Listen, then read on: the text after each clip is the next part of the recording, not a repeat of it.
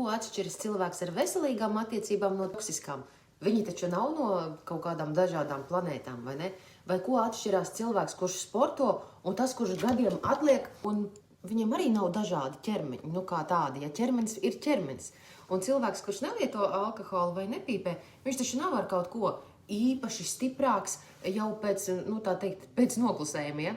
Atšķirība šeit ir tikai būtībā vienmēr vienā lietā. Izvēlēs, kurās šie cilvēki izdara savā galvā. Tas jau nenotiek vienreiz dzīvē, ja? Tas notiek katru dienu. Katru reizi, kad ir kaut kādas nērtas situācijas, grūtības, kad gribas aizbēgt, kad, liekas, šoreiz jau drīkst, nekas jau nebūs. Kā nav tas kaķis te. Jo patiesība jau ir īstenībā ļoti nērta, jo nav jau nekad tādi laiki bijuši, kad tev tiešām bija jāuzpīpē, vai tev bija jāiedzer, vai piespiedu kārtā, ka tev bija jāpaliek tajās toksiskajās attiecībās. Jo sanāk, kad cilvēks vienkārši nezina, ko sev pateikt tajā brīdī, kad kļūst ļoti grūti, un viņš sāk normalizēt to scenāriju, kas ir viņa galvā. Tāpēc to arī izvēlies veco pazīstamo scenāriju.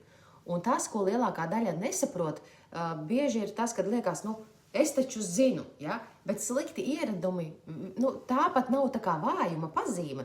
Tie ir vienkārši trenēti ieradumi, un tu esi kļuvusi tāda ļoti laba tajā, lai sevi pārliecinātu palikt tur, kur tev patiesībā sāp un ir nērti. Tas prasa milzīgu enerģiju.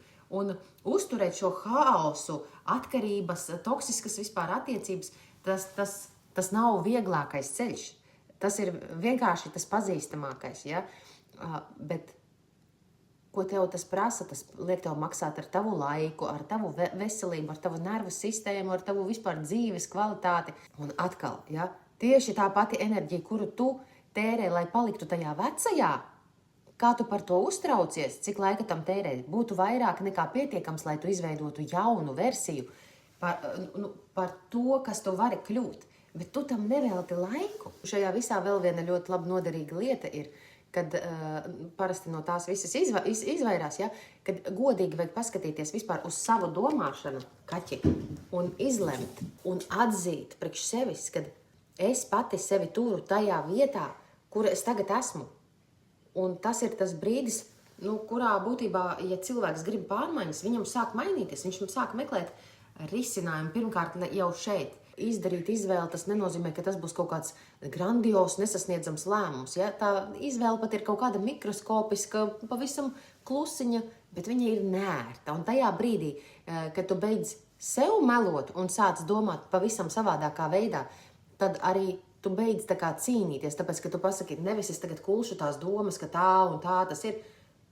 Tu beidzot sāc kustēties uz priekšu, tāpēc, ka nav vairs aizņemta galva ar to pārdomu mudžekli, kurā tu domā, kāpēc tu tā dari, kāpēc tu nevari mainīties, un ar to tu nodarbojies. Un tas ir tik ierasts ieradums domāt negatīvi par sevi, par apkārtējo pasauli, par to, kā nesanāk un kad nav vērts, ka tāpēc arī tu neredzi domu, ka tu varētu uztrenēt vispār jaunu prasmi. Un ja tu gribi šīs jaunās prasmes attīstīt, un tu gribi ieskatīties savā zemapziņā un saprast, kāpēc tu atkārto kaut kādas lietas, kā tu vari uzlabot savas attiecības, pat tur, kur liekas, kāpēc? Jo, ja tu esi attiecībās, kuras tev liekas, ka nevajag attiecības uzlabot, bet tu viņās turpini sēdēt un ciest, tad tā jau ir atbilde pati par sevi, ka tu esi izdarījusi vienkārši kaitīgu izvēli. Tāpēc piesakies bezmaksas konsultācijai, skaties vienkārši galvenai, kur ir kalendārs, piesakies, un mēs varēsim vienkārši sarunāt, vai tu vēlies doties šajā terapeitiskajā ceļojumā pie sevis, vai vienkārši tu gribi turpināt ciest.